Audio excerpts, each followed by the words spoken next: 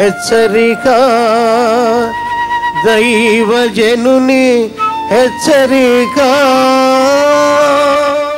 మహాగణుడు, మహోన్నతుడు, పరిశుద్ధుడు, నిత్య నివాసైన వాడు ఈలాగు సెలవిచ్చుచున్నాడు. నేను మహోన్నతమైన పరిశుద్ధ స్థలములలో నివసించువాడను. ఆయనను వినయము గల వారి ప్రాణమును ఉజ్జీవింపజేయుటకును, నలిగిన వారి ప్రాణమును ఉజ్జీవింపజేయుటకును, వినయము గల వారి యొద్దను, దీన మనస్సు గల వారి యొద్దను. ఆహా, ఎంత మంచి మాటలండి.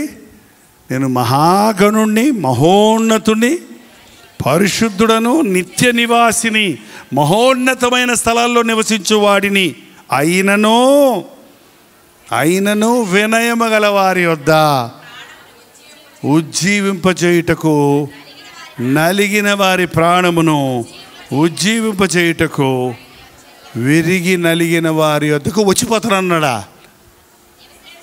ఏమంటున్నాడు ఆయన? నివసిస్తున్నాను అంటే అర్థం ఏంటి?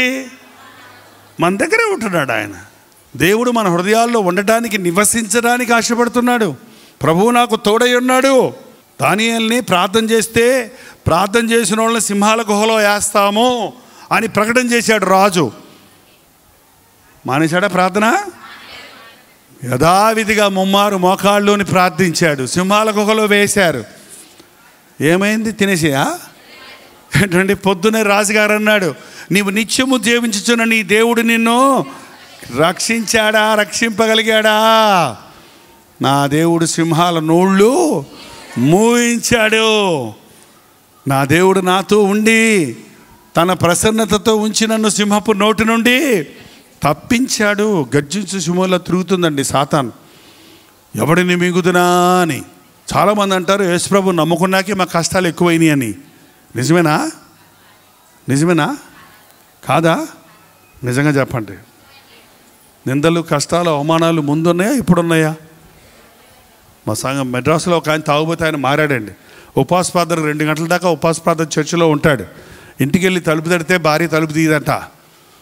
అన్న ఓ రోజు అన్నాడు, అన్న నేను తాగొచ్చినప్పుడు నా భార్య నా కోసం ఎదురు చూస్తూ కూర్చునేది, తన్నినా గుద్దినా కూడా వణిగిపోతూ అన్నం పెట్టేది. ఇప్పుడు నేను ప్రార్థనకు వచ్చి తలుపు తీస్తే అర్ధరాత్రి వస్తే తలుపులు ఎవరు తీస్తారు, పెట్టుకు తిని అంటుందన్నా. ముందైతే బూతులు తిట్టేవాడిని, చుట్టుపెట్టి కొట్టేవాడిని, ఇప్పుడు కొడతం లేదని, ఇప్పుడు యేసుప్రభుని నమ్ముకొని మంచివాడిని అయ్యానని నా భార్య కలిసైపోయింది అని అంటాడండి. అంటే ఎంతమంది అండి ఇలాగా? అందుకని మళ్ళీ చదువుతావా? ఎంతమంది ఈరోజు భార్యలు భర్తల్ని, లేక భర్తలు భార్యల్ని బాధ పెడుతున్నారో చూడండి. మన ప్రాంతాల్లో ఎక్కువ మంది స్త్రీలు మారుతున్నారు. సినిమాకు పోతే తప్పులేదు, కానీ దేవుని వాక్యం వినటానికి మాత్రం వెళ్ళొద్దు అంటారంట. మరి అది బాధ కాదా? మరి కష్టం కాదా? ఈ చిన్న చిన్న వ్యతిరేకాలు మనకు వస్తాయి. వచ్చినప్పటికీ ప్రభు అంటున్నాడు, నేను మీకు తోడై ఉంటాను. నేను వాటిలో నుండి మిమ్మల్ని, జనులు మిమ్మల్ని నిందించి హింసించి మీ మీద చెడ్డ మాటలు ఇలా పలుకున్నప్పుడు మీరు కూర్చొని ఏడవండి.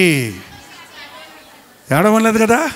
మీరు సంతోషించి గంతులు వేయండి, పరలోకమందు మీ ఫలము అధికమగును. యేసును నమ్మిన వారికి ఉన్న నిరీక్షణ, నా యేసయ్యను నేను మళ్ళీ చూస్తాను. నా యేసయ్య నన్ను పరలోకానికి వెళ్ళిపోయాడు, కానీ నన్ను ఇక్కడ అనాథగా విడిచిపెట్టి వెళ్ళలేదు. నేను మరలా వస్తాను. యేసుప్రభు తిరిగి వస్తాడు. ఇదిగో నేను త్వరగా వచ్చుచున్నాను అంటే ఒక ఆయన అన్నాడు, ఇంకేం వస్తాడండి, 2000 సంవత్సరాలు అయిపోయింది, ఇంకెప్పుడు వచ్చాడు? మా చిన్నప్పటి నుంచి వింటున్నాం ఇలాంటి ప్రసంగాలు, ఇవన్నీ ఒట్టిదే అంటున్నారు. నిజమేనా? ఎన్ని సంవత్సరాలు అయిందంట? మనకి క్యాలెండర్లు, గడియారాలు పెట్టుకొని లెక్క వేసుకుంటున్నామండి.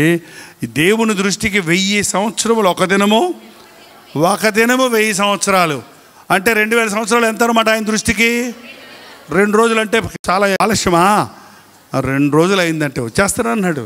ఎందుకు రావటం లేదంటే మీ నిమిత్తమే ఆయన ఆలస్యం చేస్తున్నాడు. ఇంకా నీ ఇంట్లో వాళ్ళు చాలామంది మారలేదు, నీ భర్త మారలేదు, నీ బిడ్డలు మారలేదు, నీ కుటుంబం మారలేదు, ఇంకా యేసునామం అందరికీ చెప్పబడలేదు. యేసునామాన్ని అందరికీ చెప్పకుండా యేసుప్రభు వచ్చి వాళ్ళని శిక్షిస్తే అది తప్పు కదా. వార్నింగ్ లేకుండా ఏంటంటే మనం రోడ్డు మీద వెళ్తున్నప్పుడు స్పీడ్ బ్రేకర్స్ పెడతారు. స్పీడ్ బ్రేకర్స్ పెట్టకుండా ఉండి వాడు యాక్సిడెంట్ అయితే వాడి తప్పు.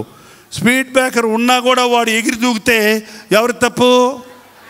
ఏంటంటే గో స్లో అని ఉంటుంది అక్కడ, మెల్లగా వెళ్ళుము అని ఉంటే పావాయ్ నేను ఎందుకు వెళ్తాను మెల్లగా అడ్డర్రని వెళ్తే అటు కాలంలోకి వెళ్ళిపోతాడు. ఏంటంటే దేవుడు హెచ్చరిక ఇవ్వకుండా ఎవరిని నాశనానికి పంపడండి. కాబట్టి రక్షణ ఉంది, నా వైపు చూచి రక్షణ పొందండి. ప్రజలందరికీ కలుగుబో మహాసంతోషకరమైన శుభవర్తమానము నేను మీకు తెలియజేస్తున్నాను. రేడు రక్షకుడు మీ కొరకు పుట్టి ఉన్నాడు. ఈ యేసు ప్రభుని గురించి విన్నా వినకపోయినా, నమ్మినా నమ్మకపోయినా అందరికీ చెప్పే వరకు ఆయన రాకడ రాదటండి. సకల జనులకు సువార్త ప్రకటించే వరకు నేను ఆలస్యం చేస్తాను, ఎందుకంటే ఏ ఒక్కడు నశించడం నాకు ఇష్టం లేదన్నాడు. అయితే సాతాను మనల్ని అనేక సార్లు కృంగదీస్తూ ఉంటాడు. దేవుని మాటలు గుర్తుపెట్టుకోండి, నేను మిమ్మల్ని విడువను విడువను విడువను. ఆయన మనల్ని విడువడు, ఎడబాయడు. ప్రార్థన. నీ బిడ్డల హస్తాలను చూడు నాయన, వారి హృదయాలను చూడు నాయన. దోషులొగ్గి నీకు మొరపెడుతుండగా గుప్పిలి విప్పి వారిని తృప్తిపరచు నాయన. పరిశుద్ధాత్మను మా మీద కుమ్మరించుము తండ్రి. గొప్ప దేవా నీకు వందనాలు, నిజ దేవుడా నీకు వందనములు. కలువరి సెలువులో మేము నిన్ను చూడలేదు కానీ మా కొరకు మరణించావని విశ్వసిస్తున్నామయ్యా. పునరుద్ధానుడైనప్పుడు మేము ప్రక్కన లేము కానీ పునరుద్ధానుడైన సజీవుడైన క్రీస్తుగా నీ ఉన్నావని నమ్ముచున్నాము నాయన. ఒకరోజు ముఖాముఖిగా నిన్ను చూస్తామని, నీతో యుగయుగాలు తరతరాలు జీవిస్తామనే గొప్ప విశ్వాసముతో నీకు మొరపెట్టుకుంటున్నాము నాయన.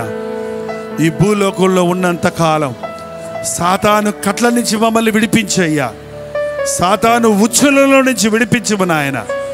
సాతాను యొక్క తంత్రాలలో చిక్కుకొని ఆధ్యాత్మికంగా పతనమైపోతున్న వారిని విడుదల దయచేయము.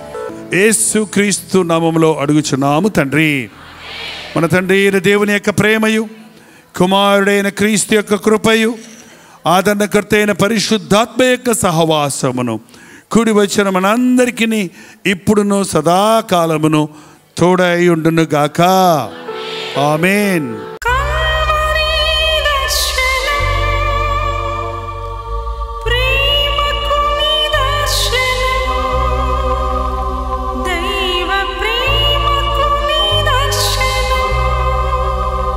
తెలుగు, తమిళ, హిందీ, మలయాళం, బెంగాలీ, ఒరియా అనే 6 భాషల్లో టెలివిజన్ ప్రోగ్రామ్స్ కొనసాగుతూనే ఉన్నాయి.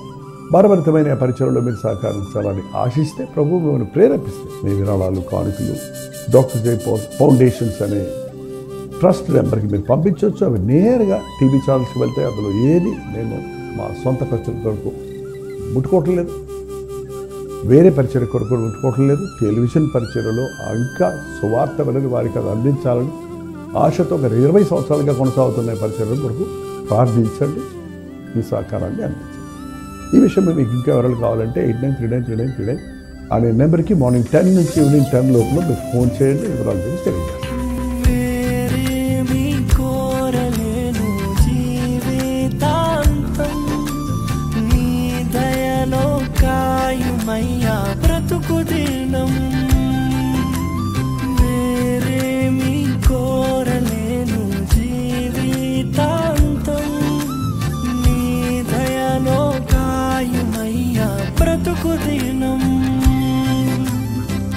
నీలాంటి దైవం ఎవరు?